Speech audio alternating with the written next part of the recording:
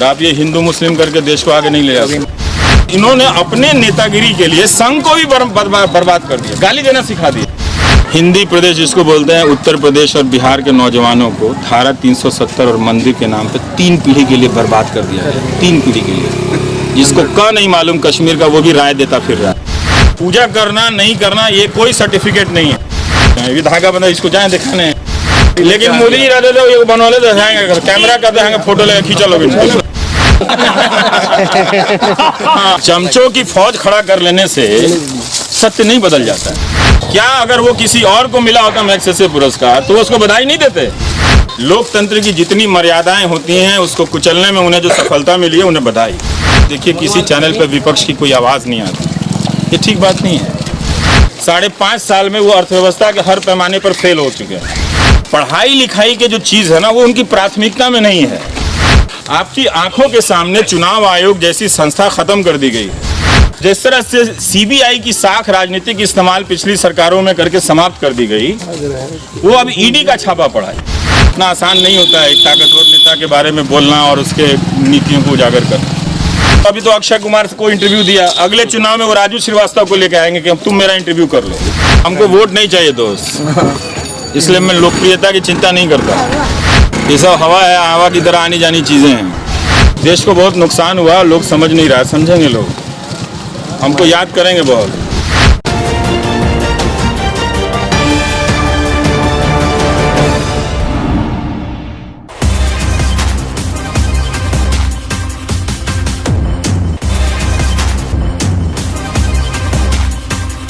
नमस्कार, STV news पर आप देख रहे हैं खास मुलाकात। और ख़ास मुलाकात में आज हमारे साथ चंपारण की एक ऐसी शख्सियत हैं जो बापू की कर्मभूमि के नाम से चंपारण जाना जाता है और जॉर्ज ऑरवेल की जन्मभूमि के नाम से पूरे दुनिया में।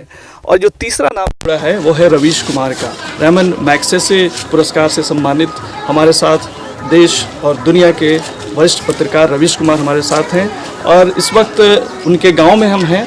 सर, आपका स्वागत है। बहुत बहुत शुक्रिया आपके दर्शकों का भी, और जो भी चंपारण के लोग इसके ज़रिए देख रहे हैं उन सबको मेरा प्रणाम और छठ की शुभकामनाएं सब किसी को। बापू के ज़माने का जो चंपारण था और आज के परिदृश्य में जो चंपारण है, उन दोनों में आप क्या फ़र्क पाते हैं? नहीं, उससे काफ़ी बेहतर है। बापू जब आए थे तो वहाँ इतनी गरीबी थी कि एक बार कस्तूरबा ने एक स्त्री से कहा कि रोज़ तुम एक ही साड़ी पहनती हो नहाने के बाद, तो उसने कहा कि उसके पास एक ही साड़ी है ना।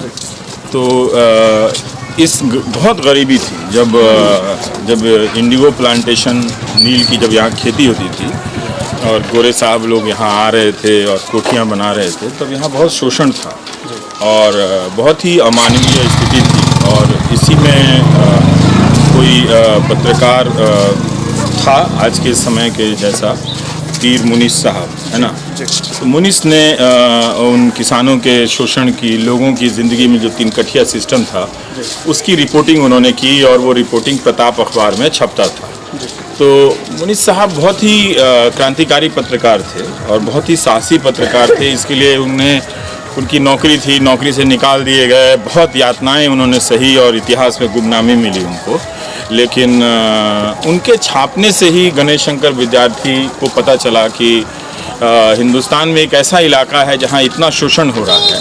तो सोचिए कि जब गांधी भारत आते हैं तो रामचंद्र शुक्ल और मुनीस भी जाते हैं और गणेश शंकर विद्यार्थी भी जाते हैं कि आपको चंपारण जाना चाहिए।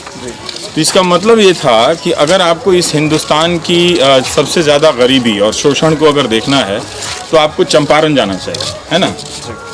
तो चंपारण क्यों जाना चाहिए? तो इसका कारण ये था। तो गांधी यहाँ आए और यहाँ के लोगों से वो मिले और इतनी वो गुलामी इस हद तक चली गई थी कि हमारी कमाई, हमारे खाने पीने पे सब पे उन लोगों का अधिकार हो गया था। उन्हें गुलामी के भीतर भी एक गुलामी यहाँ पर थी। तो उससे तो बहुत अच्छी स्थिति है। अभी भी गरीबी बहुत है लेकिन लोग काफ़ी कुछ बदला भी है पिछले 2 साल। लेकिन हम इसे बापू की कर्मभूमि तो कहते हैं, पर इस कर्मभूमि में बापू जैसा कोई कर्म नज़र नहीं आता। खासकर यहाँ के नेताओं ये बदल गया है कि उनकी आत्मा नहीं है, उनका नाम लिया जाता है बार बार चंपारण से जोड़ के, ये अच्छी बात है, लेकिन उनकी आत्मा या उनके आदर्श यहाँ नहीं दिखते हैं।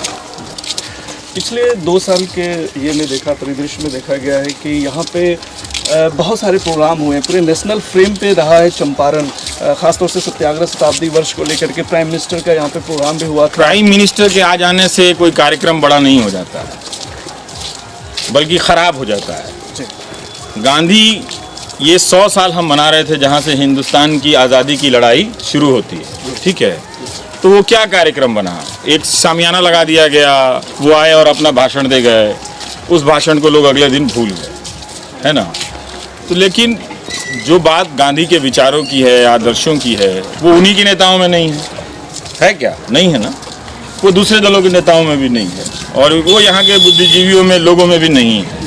तो इसीलिए चंपारण किस गांधी की के आने का सत्याग्रह बना रहा है, उसको इस पर सोचना चाहिए। और लोगों को सोचने से पहले, गांधी का नाम लेने से पहले अपने व्हाट्सएप में चेक करना चाहिए कि कहीं उनके व्हाट्सएप मैसेज में गोडसे को हीरो बनाने वाला मैसेज तो नहीं आया है। और अगर आया है तो उन्हें शर्मिंदा होना चाहिए कि वो जिस ज़मीन पर खड़े होकर गोडसे को हीरो बनाने वाला मैसेज देख रहे हैं, उन्हें शर्म से डूब मरना चाहिए कि जो व्यक्ति यहाँ आया और यहाँ से वो आज़ादी की लड़ाई शुरू करता है, यहाँ से वो मुक्ति दिलाता है।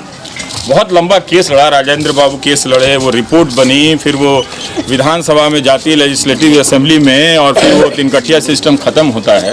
वो पहली बड़ी सफलता थी।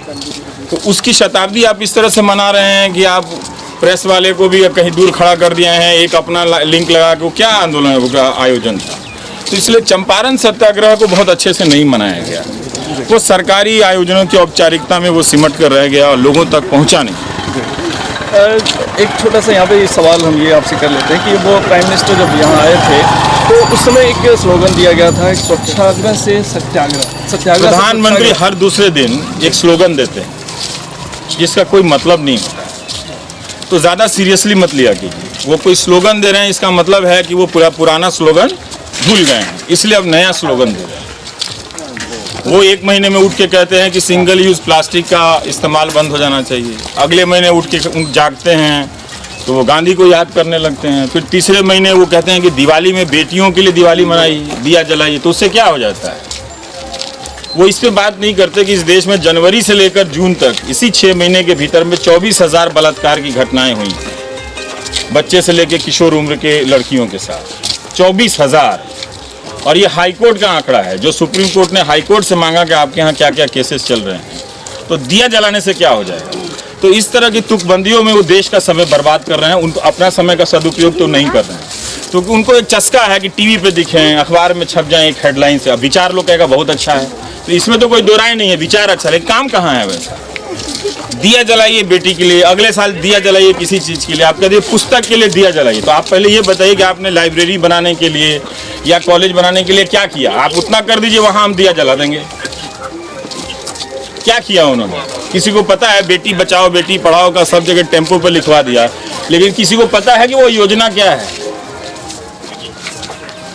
वो क्या योजना है। इसलिए वो स्वच्छाग्रह से सत्याग्रह, वो चलने से पहले अपनी टीम से पूछते हैं कि लोगों को बेवकूफ़ बनाने के लिए कोई तुकबंदी है, तो कोई बोल देता हाँ सत्याग्रह है तो स्वच्छाग्रह लगा दीजिए, स्वच्छताग्रह लगा दीजिए। तो हाँ चलिए ये बोल दीजिए, वो अखबार में अगले दिन हेडलाइन बन जाएगा। आप ही बता दीजिए मुझे उस हेडलाइन को उनके बोलने के बाद क्या हुआ, उन्होंने कोई स्वच्छाग्रह हुआ क्या, बताइए आप मुझे। उन्होंने उस स्पीच में इस चीज़ को मेंशन किया था कि चंपारण के बहुत सारे लोगों ने ट्विटर पे एक कैंपेन किया था उस दौरान, हैशटैग से मोती झील के नाम से। पहली बार 2.5 लाख के इंप्रेशन के साथ जो है मोती झील का मुद्दा जो है ट्विटर पे ट्रेंड हुआ था। क्या हुआ, कुछ हुआ? ये मैं नहीं किया, अभी तक नहीं हुआ। कुछ उसमें आप बता रहे हैं नहीं हुआ है, इसलिए उनको सीरियसली मत लिया कि उनको यहीं तक गंभीरता से लीजिए कि वो चुनाव जीत जाते हैं, तो ठीक है चुनाव जीत जाइए आप, बहुत सारा चुनाव होता है, जीतते रहिए आप। काम बताइए क्या है, स्वच्छाग्रह क्या होता है बताइए आप जरा समझिए।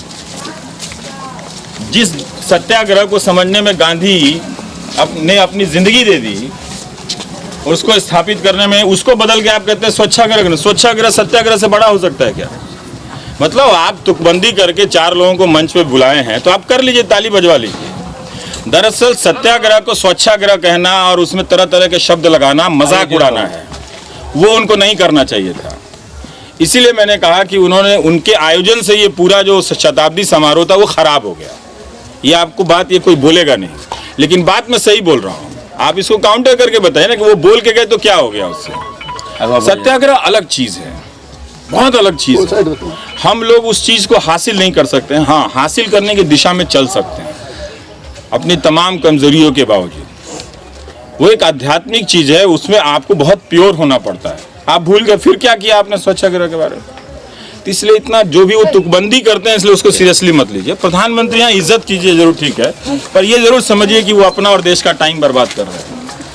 एजुकेशन के फील्ड में अगर देखें, चंपारण में एक सेंट्रल यूनिवर्सिटी हाल के दिनों में खोला गया है। अब गांधी जी के नाम पर ही खुला गया। अगर वो कुछ ना कहते, कोई तुकबंदी, कोई स्लोगन नहीं देते, और सिर्फ वो हफ्ते में 4 बार यहाँ पूछ लेते वाइस चांसलर को फ़ोन करके कि वो यूनिवर्सिटी अच्छी बनी कि नहीं बनी, उसमें काबिल प्रोफेसर आए कि नहीं आए, तो हम इसी के लिए उनके आभारी हो जाते। वो अगर भाषण नहीं भी देते तब भी उनको बिना बोले चले जाते, तब भी हम उनको थैंक यू बोलते कि चलिए आपने एक काम किया है कि हमको अब दिल्ली नहीं जाना पड़ेगा। गांधी जी के नाम पे आप एक यूनिवर्सिटी बना रहे हैं, तो उसको आपने इस तरह से कायम किया है कि उसका दुनिया भर में नाम है। तो नहीं है या है, आप बताइए। अभी तक उसके लिए ज़मीन का मामला ही जो है चल रहा है, और वो उनकी पढ़ाई लिखाई के जो चीज़ है ना, वो उनकी प्राथमिकता में नहीं है। वो 5.5 साल से व्हाट्सएप यूनिवर्सिटी के जरिए देश को पढ़ा रहे हैं, और ये बात बीजेपी के जो आम कार्यकर्ता वो भी एक दिन समझेगा। वो भी उतना ही प्यार करता है ना इस देश को, अलग राजनीतिक दल में है, लेकिन उसके भीतर देश का कुछ तो प्यार होगा जिसमें एक पार्टी को चुना है। वो समझ जाएगा कि वो व्हाट्सएप यूनिवर्सिटी के जरिए उसका भी इस्तेमाल किया गया है। जब वो देखेगा कि अंत में कुछ हुआ नहीं, तो एक कमरे में आप बना रहे हैं, आप बताइए कि एक कमरे में यूनिवर्सिटी चल रही है। आपको एक मूर्ति बनानी होती है तो वो तो आप 1 साल में बना लेते हैं, लेकिन एक यूनिवर्सिटी आप नहीं बना पाते हैं। इसीलिए उनको सीरियसली मत लीजिए। वो चुनाव जीतते हैं, वो चुनाव जीतने वाले प्रधानमंत्री हैं, उनसे काम नहीं होता है। 5.5 साल में वो अर्थव्यवस्था के हर पैमाने पर फेल हो चुके हैं, लेकिन वो उससे बात नहीं करते हैं। बात कीजिएगा तो अभी तो अक्षय कुमार को इंटरव्यू दिया, अगले चुनाव में वो राजू श्रीवास्तव को लेकर आएंगे कि अब तुम मेरा इंटरव्यू कर लो। तो वो ऐसा है कि ऐसा मैंने नेता नहीं देखा कि जिससे जनता इतना प्यार करती हो, वो जनता का इतना अनादर करता है। आप प्रेस के जरिए चुनाव में आपको जाना चाहिए, और अगर आप प्रेस के जरिए चुनाव में नहीं जा रहे हैं, अगर आप जनता को नहीं बता रहे हैं सवाल जवाब का सामना करते हुए, इसका मतलब है कि उस जनता को जो आपका इतना सम्मान करती है, आप अपनी तरफ से उसका अनादर करते हैं। ये आपको नहीं करना चाहिए। आपको बैठना चाहिए था मेरे सामने, मैं ही सवाल पूछता, मैं बहुत आदर से पूछता। वो हमारे प्रधानमंत्री हैं भाई, आप क्या समझते हैं? हम बहुत इज्जत से उनसे सवाल पूछते। हम राजू श्रीवास्तव और अक्षय कुमार की तरह नहीं सवाल पूछते। तो आपने सवालों की मर्यादा खत्म कर दी। आप हर चीज से बड़े नहीं हो सकते हैं लोकतंत्र में, सिर्फ इसलिए कि आप चुनाव जीत जाते हैं। सर, आप प्रधानमंत्री को हमेशा टारगेट करते हैं। नहीं, मैं उनको टारगेट नहीं करता हूँ। मैं क्यों टारगेट करूंगा? उनकी पार्टी मेरा बहिष्कार करती है। अब आप कल्पना कीजिए कि मैं तो मच्छर के जैसा आदमी हूँ। एक व्यक्ति का अगर दुनिया की सबसे बड़ी पार्टी कहे जो अपना दावा करती हो, वो बहिष्कार करे, उनका मंत्री बहिष्कार करे, तो अपना सवाल बदल लीजिए कि वो मुझे टारगेट करते हैं, मैं उनको टारगेट नहीं करता हूँ। आप बताइए चंपारण के लोगों को, ये जो गांधी के नाम लेकर सरकारी आयोजन करते हैं, गांधी होते तो क्या मेरा बहिष्कार करते? कभी नहीं करते। जब प्रार्थना प्रवचन के दिनों में, जब भारत विभाजन का समय था, तो हिंदू मुसलमान वाली इसी तरह की सनक चढ़ी हुई थी, तो लोग आके सामने से कहते थे, तो जो पुलिस वाला उसको पकड़ता था, कोई कहता था गांधी आप मुसलमान हैं, तो लोग खड़े हो जाते थे। तो गांधी कहते थे कि मेरी सभा में ऐसा कभी नहीं होगा, और पुलिस वाले से कहते थे कि तुम इसे भगा नहीं सकते यहाँ से, मैं इसको समझाऊंगा। अगर ये जब तक नहीं समझेगा तब तक मैं प्रार्थना नहीं करूँगा। फिर वो मौन में चले जाते थे। ये बहिष्कार करने की परंपरा उन्होंने शुरू की। तो सवाल उनसे पूछिएगा कि वो मुझे क्यों टारगेट करते हैं। हाँ, मैं सवाल उनसे पूछता, वो सवाल पूछता जो राजू श्रीवास्तव और अक्षय कुमार के दिमाग में कभी जिंदगी में नहीं आएगा। कुछ एक दो सवाल आप नहीं, वो मैं क्वेश्चन आउट करने वाला आदमी नहीं हूँ। हाँ, मैं क्वेश्चन आउट नहीं करता हूँ। तो हम क्वेश्चन आउट करने के लिए नहीं आए हैं, ठीक है? तो इसलिए समझना चाहिए कि भाई आप कर क्या रहे हैं। चुनाव के समय में वो क्या अक्षय कुमार ने अपने तरफ से इंटरव्यू मांगा था, जैसे हम पत्रकार मांगते हैं? वो इंटरव्यू को एक चैनल पे चलाना था तो किसने तय किया था? उसका पैसा क्या था? उतने कैमरे वाले आए थे, उसको कौन पेमेंट किया? अगर प्रधानमंत्री अपने आदमी से इंटरव्यू करा के जनता के बीच में डाले, तो इसका मतलब है कि वो जनता का मजाक उड़ा रहे हैं जिसके पास कोई दूसरे नेता का विकल्प नहीं है और जरूरत नहीं है। जब जनता आपको ऐसे ही वोट दे रही है तो आप इंटरव्यू भी नहीं देते, मत देते आप। तो इस तरह की चीजों को समझने देखने की जरूरत है। जो मैं बोलता हूँ कुछ भी अनादर से उनके बारे में नहीं बोलता हूँ, कुछ भी नहीं। जितना लोग अपने प्रधानमंत्री का सम्मान करते हैं उतना ही मैं भी करता हूँ। लेकिन मुझे हैरानी होती है कि देश का इतना बड़ा नेता मुझे व्यक्तिगत रूप से टारगेट करता है। क्या अगर वो किसी और को मिला होता मैग्सेसे पुरस्कार तो वो उसको बधाई नहीं देते ना? तो मेरे समय उनका हाथ क्यों रुक गया? ट्विटर पे तो 50 फालतू चीजें वो भेजते रहते हैं। चमचों की फौज खड़ा कर लेने से सत्य नहीं बदल जाता है। अब पूछने वाले को नौकरी से हटवा देने से सत्य नहीं बदल जाता है। अगर ये होता ना तो फिर हम लोगों को गीता उठा के बिस्तर के नीचे रख देना चाहिए। उस गीता में यही कहा गया है ना कि इससे बड़ा सत्य से बड़ा कुछ नहीं हो सकता, कोई है ही नहीं दुनिया में। तो आप गीता के नाम पर राजनीति करते हो आप, और इंटरव्यू के समय सत्य से भागने के लिए अक्षय कुमार साहब इंटरव्यू दिलाते हैं। तो आप देख लीजिए आप। अब हम ये कहते हैं, सवाल उठाते हैं क्योंकि सारा मीडिया खत्म हो गया है। क्या है ना कि इतिहास को एक तरफा नहीं छोड़ना चाहिए, नहीं तो आप अपने लोकतंत्र के इस दौर पे बहुत शर्म आएगी आपको कि ये कैसा दौर था कि एक आदमी सवाल पूछने वाला नहीं था। तो मैंने वो अपने तरफ से, और मैं ही अकेला नहीं हूँ, कुछ और भी पत्रकार हैं, अपने तरफ से वो फर्ज अदा कर जिसकी ये कीमत चुकानी पड़ रही है। ये देखा जा रहा है देश में कि जिस तरह से आप का रुख रहता है और आपके जो तरीका है आपका, जिस तरह से आप प्रेजेंट करते हैं, उस तरह से कई पत्रकार जो हैं यहाँ पे, जैसे एग्जाम्पल के तौर पर हैं पुण्य प्रसून वाजपेयी और अभिसार शर्मा, ऐसे पत्रकारों को जो है हाशिए पे चले गए। क्यों नौकरी से निकाला गया? पूछना चाहिए सब किसी को कि हम आपको वोट देते हैं तो आप यही काम करते हैं कि कुर्सी पे जाके बैठ के पत्रकारों को नौकरी से निकलवाते हैं। लेकिन सर एक चीज है ना, पूछना चाहिए। ये बहुत खराब बात है। अब वो कहेंगे पहले भी होता था, तो आप इसीलिए तो आए कि पहले वाली चीजें नहीं होंगी। अब आप सारा काम करके कहते हैं ये तो पहले भी होता था। ऐसे तो नहीं चलेगा ना, तो चीजें तो कभी ना कभी खत्म होंगी। अब तो उन्होंने एक काम तो जरूर किया है कि मीडिया को उन्होंने लंबे समय के लिए बर्बाद कर दिया। वो ठीक है, उनको ये इच्छा थी, उनको ये अच्छा नहीं लगता था कि भारत में इतना वाइब्रेंट डेमोक्रेसी क्यों है, जी हजूरी क्यों नहीं है, तो वो उन्होंने कर दिया। वो उसमें सफलता प्राप्त की उन्होंने। लोकतंत्र की जितनी मर्यादाएं होती हैं उसको कुचलने में उन्हें जो सफलता मिली है, उन्हें बधाई। लेकिन इतने तमाम चीजें जो हो रही हैं, बावजूद इसके तमाम इलेक्शंस में वो जीत रहे हैं। मैंने कहा ना, वो चुनाव जीतना अलग बात है। चुनाव जीतना कोई बड़ी बात नहीं। जिस देश में चुनाव आयोग की ये हालत हो जाए कि झारखंड जैसे छोटे राज्य में वो 5 चरणों में चुनाव कराए, कि पहले का उदाहरण देके, है ना, आप तो कह रहे थे कि नोटबंदी से नक्सल खत्म हो गया, आपकी वजह से नक्सल खत्म हो गया, और आप 5 चरणों का चुनाव कर रहे हैं। अगले बार में तो मुझे ये लगता है कि चुनाव आयोग की जिस तरह से प्रतिष्ठा गिरी है, वो एक एक असेंबली का चरण घोषित करने वाला है। ये आपकी आंखों के सामने हो रहा है। आपकी आंखों के सामने चुनाव आयोग जैसी संस्था खत्म कर दी गई है। तो कभी तो पूछेंगे ना, क्या आप अगर होगा, जब उन्हें लगेगा कि हम यहाँ चुनाव नहीं जीत सकते हैं, तो मोतिहारी की विधानसभाओं के लिए 5 चरण होंगे, आप देख लीजिएगा। 8 चरण होंगे, 6 चरण होंगे यहाँ पे। इसके पीछे क्या वजह हो सकती है? इसके पीछे वही खत्म सिस्टम खत्म कर दिया। आप इस चुनाव आयोग का कोई नाम लेता है, कोई भरोसा करता है? हम लोग का देखिए, हम लोगों ने बिहार में कितने बुरे दिन देखे। केजे राव को हम हीरो की तरह देखते थे। केजे राव आ गया, केजे राव आ गया, तो हमने खराब से उस चुनाव आयोग को जनता ने हासिल किया था।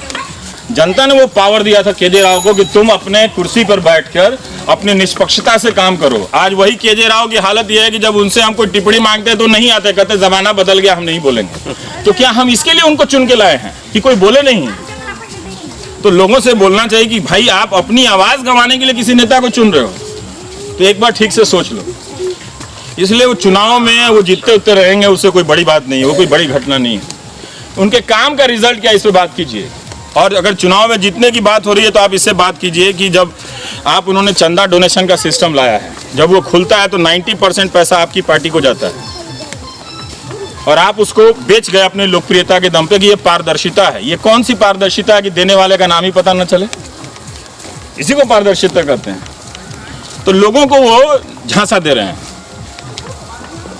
आप मुझे बताइए ना, उत्तर दीजिए कि क्या नाम देने वाले का नाम अगर आप गुप्त रखें उसको पारदर्शिता कहते हैं? पारदर्शिता तो वही होती है ना कि आप उजागर कर दे हर चीज, और सारा पैसा आ रहा है। तो एक तरह से पैसा आपके पास आ रहा है, चुनाव शुरू होता है तो ये इन्फोर्समेंट डायरेक्टरेट ले आए, ईडी, उनको पता है कि सीबीआई की अब इज्जत नहीं है ना। जनता जानती है कि सीबीआई को लोग समझ जाते हैं कि ये लोग पॉलिटिकल काम करता है। तो अब उसकी जगह आप सुनते होंगे इसके दौर में ईडी का छापा पड़ा। तो जिस तरह से सीबीआई की साख राजनीतिक इस्तेमाल पिछली सरकारों में करके समाप्त कर दी गई, वो अब ईडी का छापा पड़ा। इन्हीं के राज में हुआ ना कि सीबीआई का चीफ बदलने के लिए रात को दिल्ली पुलिस का पहरा लगाना पड़ा था। किसी और के राज में तो नहीं हुआ, लेकिन जो आरोप लगाए थे वो क्या हुआ?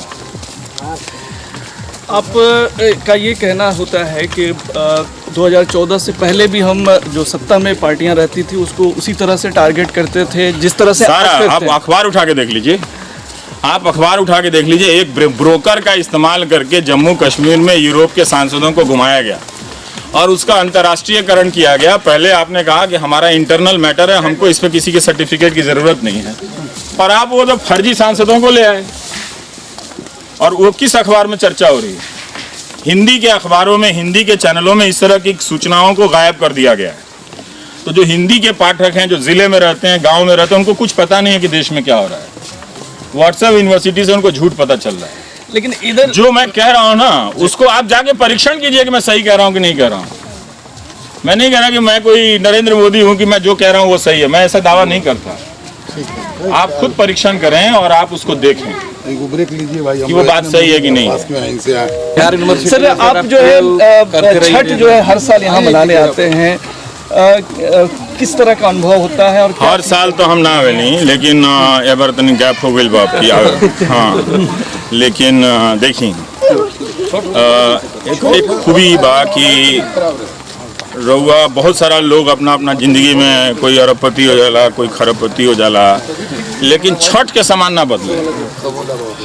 वो अमीर घर के पूजा में भी उतने रहेला जितना गरीब घर के रहेला पूजा में। तो एक तरह का एमे सामूहिकता का भाव जागेला, तो सब कोई ज्यादातर लोग मनावत देखेला। तो ऐसे सबका अनुभव में वो छठ बा है ना। तो ऐसे लोग आवेला काहे के लिए? लोग गांव में देखी ट्रेन में लोग लदा के टॉयलेट में बैठ के एकदम हींच निकल जाता, तब वो लोग आवता है बस में लटक के, नहीं नीचे कहीं बैठ के, कहीं छत पे ऊपर बैठ के लोग आवता छठ ला। आज जे नहीं आवा तो झरझर रोत रहता, ओकर आंख लोराइल रहता पूरा दिल्ली में। हाँ, आप फेसबुक पर खोल के देखिए, लोग मार लोर तब कहले बा कि छठ में हम न्यूयॉर्क में बानी, न्यू जर्सी में बानी, मने नहीं खिला गाँव याद आवता। ओकरा गाँव औरों दिन याद नहीं आवत, लेकिन छठ के दिन बौरा जाला लोग कि गाँव में नहीं थी। तो कुछ बाय में कि रउआ के या लोग के याद दिला देला, अलार्म बटन दबा देवेला कि हो वैला ना माटी है। तो अच्छा है, जो इंसान की जिंदगी होती है वो इन्हीं सब भावनात्मक जुड़ावों से बनती है, और आप धीरे धीरे अपनी यात्रा में एक डोर बनती है जिससे आप उसको अपने आप को थामे रहते हैं ना। तो आप अगर आप उस डोर को तोड़ देंगे तो आपके शरीर पर हो सकता है बहुत अच्छा कपड़ा हो, गाड़ी हो बहुत बड़ी, बहुत शोहरत हो, लेकिन चैन नहीं रहेगा, चैन चला जाएगा है ना। आत्मा को सुकून नहीं मिलेगा। तो इसलिए अच्छा है आके देखिए लेखा फिका लोग है नो, ये बिना स्वच्छता अभियान के छठ के दिन हमनी के साफ कर देवे नहीं। एमे क्यों नेता ना आइल कल ब्रांडिंग करले, लेकिन उनका ब्रांडिंग कहीं पोस्टर लगी हो गई तो वो चल रहा था, लोग करे लगा था, कहीं से आके केहू आके गली रोड बाहर देता, साफ कर देता कि केहू को तकलीफ ना हो, लोग नंगा पाँव चल के आई। ये रास्ते की सफाई सब मोहल्ले के गाँव के सब हर जगह हम तो कहते नहीं कि बड़का लोग पंडाल सजा के लोग बनौले बा, तो एक तरह का लोग सामूहिकता में भी सीखता। अब लोगों का एक अच्छा चीज लोगों में विकसित होला है दौरान 10 दिन 15 दिन में। अच्छा रहित कि लोग ओकरा के और तनी कंटिन्यूटी कराइत, लोग ओकरा के खींच के रखित, लोग तनी औरों दिन में भी ये इस्तेमाल होते साफ सुथरा और बढ़ के रहित। लेकिन एकरा के लोक पर्व कहल जाला कि हमें कोई ऊँच नीच नहीं है। दिवाली ना है कि अमीर के यहाँ 10,000 के पटाखा आइल बा, गरीब के यहाँ 200 रुपये के पटाखा आइल बा। छठ है, सब जना एकरा में बराबर वही सामग्री। लेकिन दुख के बात बा कि देखी ये नदी से जुड़ल त्योहार है ना। पर्व के तो हमने के में चेतना बा, लेकिन पर्यावरण के भी चेतना होके के चाहिए, है ना। तो मैं हम तो नदी बचौले रहती सन हमने क्या है तो अच्छा रही, क्योंकि आप देख ली कि कोई ऐसा त्योहार नहीं है जो बिना नदी के बा। अभी हमारे राज मंदिर गए रहनी तो महंत जी बतावत रहनी कि बागमती और आसपास के जितनी भी नदियां हैं वहां से लोग जल लेके आवता, जलाभिषेक करता, है ना। अब रहुआ एक दिन की कल्पना करेंगे जब वो नदियां सब सूख जाएंगी सन तो जलाभिषेक करेंगे कैसे? मिनरल वाटर से तो जलाभिषेक ना हुई। तो नदी बाचल रही, हम बचौले रहती सन हमनी क्या है तो अच्छा रही, लेकिन अब तो वो हाथ से निकल गए। तो बहुत कुछ सीखे के चीज बा छठ जुआनो एमें जाके एक विनम्रता के पाठ मिलेला, सीख मिलेला कि आप घाट पे बहुआ चाहे जितनो हीरो होखी रहुआ घाट पर, लेकिन आम आदमी बन के खड़ा रही, बचपन धोती फैला के ठेकुआ में मत नहीं। बचपन आपका यहाँ जुड़ा है और तमाम पहले अब बाकी सब मत पूछे, कुछ आत्मकथा भी लिखेंगे अपनी। आत्मकथा से याद है आपकी एक किताब भी आने वाली है, वो आ गई है, हिंदी में बोलना ही है, राजकमल प्रकाशन। वो पटना पुस्तक मेले में मिलेगी, मोतिहारी में भी आ जाएगी वो किताब। इसमें भी मोदी जी बार टारगेट में नहीं, देखिए टारगेट वारगेट नहीं है, टारगेट वो करते हैं हमको। आप सोचिए इस बात को, हम क्यों टारगेट करेंगे? उनकी असफलताओं को उजागर करना मेरा काम है, जो लोग बाकी लोग नहीं कर रहे हैं। हम तो उनको जनता का फीडबैक दे देते हैं कि आप उसको दूर कीजिएगा तो जनता आपको वोट देगी, हमको थोड़ी देगी। बहुत लोग आपको लेकिन फेसबुक पे जो और व्हाट्सएप पे आपको पसंद करते हैं, आपको जो है एंटी हिंदुइज्म के ये से भी नवाजते हैं, और आप छठ व्रत जो है के मौके पर अभी आते हैं इस तरह की। हमको देखिए, हम पूजा पाठ जो है ये सब व्यक्तिगत चीजें होती हैं, गांव में जाके बताने की जरूरत नहीं है ना। जिस आदमी का सर्टिफिकेट आज तक पता ना चला उसके सर्टिफिकेट के भरोसे हम थोड़ी रहेंगे कि वो हमको क्या सर्टिफिकेट देगा। अब आप कहेंगे टारगेट कर रहे हैं तो अब दिखा दीजिए अपना सर्टिफिकेट। आप ही तो झूठ बोल रहे थे ना। आप जब 3 चुनाव चीफ मिनिस्टर रह लिए तब पता चला कि आपका परिवार में कौन कौन है।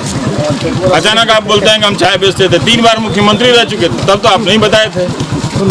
तो ये सब छोड़िए, ये सब बहुत बातें हो गई, लेकिन देश को बहुत नुकसान हुआ। लोग समझ नहीं रहा, समझेंगे लोग, हमको याद करेंगे बहुत जल्दी। इतना आसान नहीं होता है एक ताकतवर नेता के बारे में बोलना और उसके नीतियों को उजागर करना। जहाँ बड़े बड़े करोड़ोंपति चैनल के मालिक लोग दब गए, झुक गए, 5 रुपए की नौकरी नहीं मिलेगी मुझे जानता हूँ, वो भी वो इंतजाम कर रखा है उन्होंने। तब भी बोलता हूँ, इसलिए नहीं बोलता हूँ कि मेरे इसमें कुछ मिलता है, इसमें कुछ नहीं मिलता, लेकिन बात सही है, लोगों का नुकसान हो रहा है, बहुत ज़्यादा नुकसान हो रहा है। आप ये हिंदू मुस्लिम करके देश को आगे नहीं ले जा सकते। हिंदू मुस्लिम करेंगे तो आपके घर के बहुसंख्यक घर के लड़के दंगाई बन जाएंगे, वो मैं नहीं चाहता हूँ। मैं चाहता हूँ बहुसंख्यक घर के लड़के डॉक्टर बने, दंगाई नहीं। अगर ये हिंदू लोगों ने फैसला कर लिया है तो उनका अपना फैसला होगा, मैं फिर भी बोलूँगा उनका गलत फैसला है। आप बच्चों को डॉक्टर बनाओ, बात को साफ साफ करना चाहिए। मुझे वोट नहीं लेना कि हम रुको, इसलिए हम छठ में आते हैं। हमारे घर में छठ होता है, मेरी माँ ऐसा कोई दिन 3 घंटा कम पूजा नहीं करती हैं। हमारे बड़े भाई साहब हैं, वो इतना व्यस्त रहते हैं राजनीति करने से, लेकिन वो 3 घंटा पूजा करते रहते हैं। तो ये पूजा करना नहीं करना ये कोई सर्टिफिकेट नहीं है। बात हम जो कर रहे हैं वो सही है या गलत, मेरी बातें गलत हो सकती हैं, ऐसा हम तो दावा नहीं करते हैं। लेकिन अब क्यों हम बताते रहेंगे हम क्या करते हैं नहीं करते हैं। ये धागा बंधा, इसको जाए दिखाने हैं कि हम धागा बनवाए हैं तो लोग हंसेगा, कहेगा कि हम लोग तो सब बनवाए तो हमको क्या दिखा रहे हो, है ना। तो जो काम सब कोई कर रहा है वो हम क्यों दिखाने जाए कि हम देखें रक्षा बंधु वाला बनी है, पंडित जी बांध डाले, तो केकरा के हम जाके दिखाएंगे। लेकिन मोदी जी रहते थे ये बनवा ले दिखाएंगे, कैमरा कर देंगे, फोटो लेके खींचा लोग देख जाओ, ये हम ना करेंगे। ये व्यक्तिगत चीज है, आध्यात्मिक चीज है, आपको लगता है तो लगे ठीक है। कल हरिराज में आपने स्पीच दिया तो उसमें कहा था कि अगर मुझे कुछ होता है तो देश का एक बाल गिर जाएगा। थोड़ा ज़्यादा बोल गए थे, लेकिन हाँ वो देश से नहीं जोड़ना चाहिए था। लेकिन बात सही है कि मैंने एक शर्म की बात है कि डेमोक्रेसी में आप इस तरह से नहीं होना चाहिए कि क्यों बोल देने का मतलब आपके नौकरी से लेके आजीविका और जीवन पे खतरा हो जाए, है ना। वो नहीं होना चाहिए, ये समझना चाहिए। लोगों को ही प्रेस के लिए आगे आना पड़ेगा। अब प्रेस खत्म हो चुका है। अब अगर आपको बगैर सूचना के आप नागरिक धर्म का या संविधान के किसी भी दिए गए दायित्व का निर्वहन नहीं कर सकते, समझ जाएं। कॉन्स्टिट्यूशनल ड्यूटी को निभाने के लिए सूचना बहुत जरूरी है, और उन्होंने सूचना का सारा तंत्र ध्वस्त कर दिया। इसमें उन्हें सफलता है, दुनिया हंस रही है। पता नहीं है यहाँ पे, लेकिन दुनिया हंस रही है कि जिस हिंदुस्तान का पत्रकार या उसकी पत्रकारिता में इतना दम था तमाम तरह की दिक्कतों के बावजूद, ठीक है, वो दुनिया हंस रही है। तो अब छोड़िए वो सब, ये है कि लोगों को सोचना चाहिए। बहुत लोगों को आपकी चिंता भी होती है कि हम मनीला के लिए उड़ रहे हैं, आप उसी दिन मेरा सिक्योरिटी वापस ले रहे हैं, तो ये नहीं करना चाहिए ना, तो छोटा काम है, ये सब काम नहीं करना चाहिए। बहुत लोग चिंतित रहते हैं कि रवीश कुमार इतना, सबका बहुत बहुत शुक्रिया, सबकी दुआएं हैं, सबकी दुआएं हैं। उनके क्या मैसेज देंगे जो लोग जो है आपके साथ खड़े हैं, या आपको मैं तो चाहता हूं कि सब कोई बोले, बोलिए, डरिए मत किसी से। वोट आप किसी को देते रहिए, मेरा उससे कोई झगड़ा नहीं है, लेकिन जो लोकतंत्र का अपना एक माहौल है वो बना रहना चाहिए, वो बना रहना चाहिए। ऐसा नहीं होना चाहिए कि आप देखिए किसी चैनल पर विपक्ष की कोई आवाज़ नहीं आती, ये ठीक बात नहीं है। वो बीजेपी के सारे नेता उस पत्रकारिता के लाभार्थी हैं जिसमें विपक्ष के नेताओं को ज़्यादा प्रमुखता दी जाती थी, जिसके वो बेनिफिशियरी हैं जिस सिस्टम के, उस सिस्टम को वो ख़त्म कर चुके हैं, कर दिए हैं मतलब वो। इसके लिए मैं उनको दिन रात बधाई देता रहता हूँ के साथ, क्योंकि उनको सब चीज़ में बधाई अच्छा लगता है, इसलिए बधाई देते हैं। वो फेल भी हो जाएंगे, बहुत चमका दिया इकोनॉमी, खुश जाएंगे, नहीं लोग कह रहा है कि हम बधाई दिए। इकोनॉमी में वो फेल है, 5.5 साल के पॉइंट पे बता रहा हूँ, ऐसे कोई राजनीतिक टिप्पणी नहीं कर रहा हूँ। आ जाए बात कर लें इस पर, मैं बात करना चाहता हूँ, आ जाए बात करो, अपने मंत्री को भेज दें, किसी को भेज दें, किसी सेक्टर पे बात कर लेते हैं अलग से। तो अभी आप देख रहे हैं ना कि लोग बैंकों के लेके क्या हालत हो गई है, नौकरियों के लेके क्या हालत होगी, तो आप देखते रहिए फिर, ठीक है। हमारा काम है, हमने समय पर बोल दिया। बहुत सारे चंद पत्रकार बचे हुए हैं जो नौकरी से निकाल दिए जाने के बावजूद लिख रहे हैं, बोल रहे हैं, तो आपको सराहना करनी चाहिए। क्या हो जाएगा, 2 आदमी बोल देगा, कोई फर्क पड़ेगा उन पर? कोई फर्क नहीं पड़ेगा। तो फिर सुन लीजिए, फिर चले जाइए अपने घर। लेकिन माँ बहन की गालियाँ देना, ये सब कौन है? गाली देने वाले सब लिखते हैं हम संघ के समर्थक हैं, हम संघ के सदस्य हैं। ऐसे तो हम उस संघ के तो सदस्यों को हम लोग बचपन से जानते थे, वो तो कभी गाली नहीं देते थे। तो इन्होंने अपने नेतागिरी के लिए संघ को भी बर्बाद कर दिया, गाली देना सिखा दिया। जो दावा करता था कि हम अपनी शाखा में चरित्र निर्माण का पाठ सिखाते हैं, उसकी शाखा से निकले लोग माँ बहन की गालियाँ देते हैं। तो संघ को भी चिंता करनी चाहिए कि खंडहर हो जाएंगे, खंडहर में बदल जाएंगे, जिसको हवेली को उन्होंने बनाया है। तो कोई उद्देश्य होगा ना उनको बनाने का। ये अगर ये उद्देश्य है उनको मेहनत करने का, तो भाई बेकार मेहनत कर रहे थे। 10 बाहुबली रख लेते, 4 राज्य का कैप्चर कर लेते, पावर में रहते, इसमें कौन सी बड़ी बात। सो धन्यवाद, छोड़ दीजिए। आखिरी सवाल सर, पत्रकार जो है बंधु जितने पूरे देश में हैं, उनको आपका क्या मैसेज होगा कि किस तरह से वो सब अपनी अपनी आवाज़ सुने, मतलब अब कुछ कर नहीं सकते, उनके हाथ में कुछ है नहीं, वो जा चुका है उनका, वो हमारे हाथ में भी कुछ नहीं। वो अब जनता को तय करना है कि उसको इस तरह की पत्रकारिता को बर्दाश्त करना है कि नहीं। इसलिए मैं कहता हूँ लोगों से कि आप अखबार बंद कर दीजिए, नहीं बंद कर सकते हैं तो हर महीने अखबार बदल दीजिए, और न्यूज़ चैनल बिल्कुल मत देखिए आप। ये मैं साफ साफ बोलता हूँ। क्या आप अपने बच्चों को हिंदू मुस्लिम की लड़ाई में दंगाई बनाने का ट्रेनिंग देना चाहते हैं? दीजिए आप। मैं पूछना चाहता हूँ कौन माँ बाप है, जरा सामने आके बताया जरा सा कि भाई जी हम डिसाइड करनी है कि बबुआ हमारे दूसरा नंबर के बाद डॉक्टरी छोड़ा के दंगाई बनाते हैं, उनका रोज़ 3 घंटा टीवी चैनल दिखाते हैं। यही देखना चाहते हैं आप? इसमें क्या गलत है? जो बोल रहे हैं आप शाम को खोल के देख लीजिएगा, उसमें हिंदू मुस्लिम चल रहा होगा।